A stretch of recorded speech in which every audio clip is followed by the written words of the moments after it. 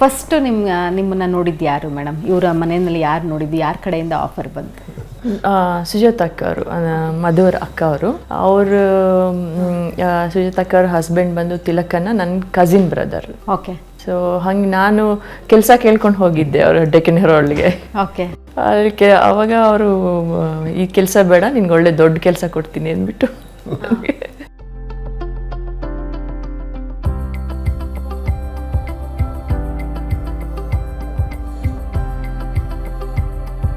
First ಯಾವಾಗ ಮಧು sir ನಿಮ್ಮನ್ನು ನೋಡಿದ್ದು?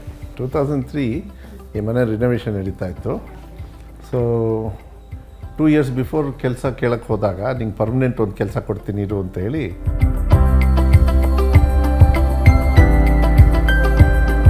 ಟೈಮ್ ವೇಸ್ಟ್ ಮಾಡಲಿಲ್ಲ. ಡ್ರೈವ್ ಕರ್ಕೊಂಡು ಹೋಗ್ತೀನಿ ಅಂದ್ಬಿಟ್ಟು ಡ್ರೈವ್ ಕರ್ಕೊಂಡು ಹೋಗಿಬಿಟ್ಟೆ. ಡ್ರೈವ್ ಕರ್ಕೊಂಡು MG ರೋಡು ಎಲ್ಲ. ಸೊ ಅದರೊಳಗೆ ಜಸ್ಟ್ ವಿ ಸ್ಪೋಕ್, ಏನು ನನ್ನ ಬಗ್ಗೆ ಏನು ಗೊತ್ತು ಅಂತ. ಈಗ ನೀವೇನು ನಮಗೆ ಹೇಳ್ತಿರಲ್ಲ ಕೆಲಸದಿ, ಸ್ವಲ್ಪ ನೀವು ಸ್ಟ್ರೈಟ್ ಫಾರ್ವರ್ಡ್ ಅಂತ. ಇನ್ಫ್ಯಾಕ್ಟ್ ಅದನ್ನೇ ಹೇಳಿದರು.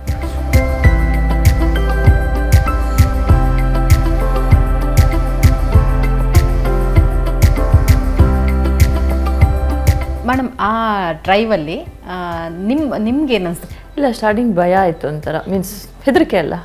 ಇಲ್ಲಿ ಒಂದು ದಿವಸ ನಾನು ಆಚೆನೂ ಹೋಗ್ತಾ ಇರಲಿಲ್ಲ. ಸೊ ಏಕ್ದಮ್ ಒಂದು ಹುಡುಗನ ಜೊತೆ ಹೋಗಬೇಕು ಅಂದರೆ ಕಷ್ಟ, ಭಯ.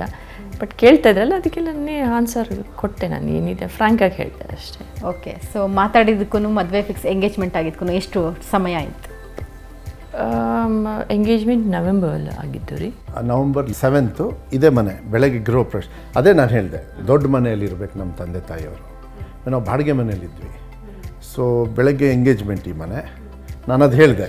ಸೊ ಮುಹೂರ್ತ ನೋಡ್ಬೇಕಾದ್ರೆ ಒಂದು 5-6 ಮುಹೂರ್ತ ತಂದರು. ನಾನು ಹೇಳಿದೆ ಲಾಸ್ಟ್ ಯಾವುದು ಒಂದೇ ಇದು ಅಂದರು. ಅದನ್ನು ಫಿಕ್ಸ್ ಮಾಡಿ ಅಂದೆ. ಅಷ್ಟರೊಳಗೇ ಹಗಲು ರಾತ್ರಿ ಈ ಮನೆ ರಿನೋವೇಷನ್ ಮಾಡಿ, ಇದು ಸೆಕೆಂಡ್ ಹ್ಯಾಂಡ್ ಹೌಸ್ ಇದು. ಸೊ ಎಲ್ಲ ನಮ್ಮ ತಂದೆ ಅವ್ರಿಗೆ ಹೆಂಗೆ ಬೇಕು ಹಂಗೆ ಮಾಡಿಬಿಟ್ಟು ಅವ್ರಿಗಿಷ್ಟ ಆಗಂಗೆ ಅವ್ರು ಅದೇ ಹೇಳಿದರು, ನೋಡು ಎಲ್ಲ ಅಕ್ಕ ತಂಗಿಯವ್ರದ್ದು ಅಣ್ಣಂದೆಲ್ಲ ನೀನು ಮದುವೆ ಮಾಡಿದೆ ನಿತ್ತು, ನಿನ್ನ ಮದುವೆ ನಾನು ಮಾಡ್ತೀನಿ. ಸೊ ನೀನು ಮನೆ ರೆಡಿ ಮಾಡೋದು. ನಾನು ಮನೆ ರೆಡಿ ಮಾಡಿದೆ. ನನ್ನ ಮದುವೆನೇ ನಮ್ಮ ತಂದೆಯವರೇ ನಿತ್ತು ಮಾಡಿದ್ದೀನಿ, ಯಾರೂ ಅಲ್ಲ.